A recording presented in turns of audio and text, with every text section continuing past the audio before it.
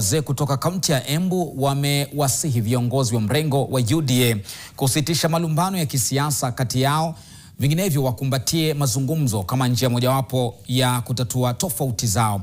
Wazee hao wanatoa wito huu siku chache tu baada ya gavana wa Embu ambaye pia ni mwenyekiti wa chama cha UDA Cecily Mbarire kudai kwamba kuna baadhi ya maafisa katika serikali ambao wana njama ya kumgandamiza kisiasa. Cecily aliongeza kwamba maafisa hao wamekuwa wakifanya mikutano faragani bila kumhusisha gavana huyo.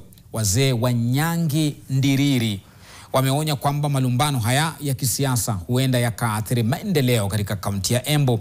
Mbarire leo amekutana na naibu rais Profesa Kithure Kindiki. Tafadhalini mkae chini muongee. Lakini kwa sababu siasa haina urafiki na haina uadui, njia nzuri ni kutengeneza urafiki.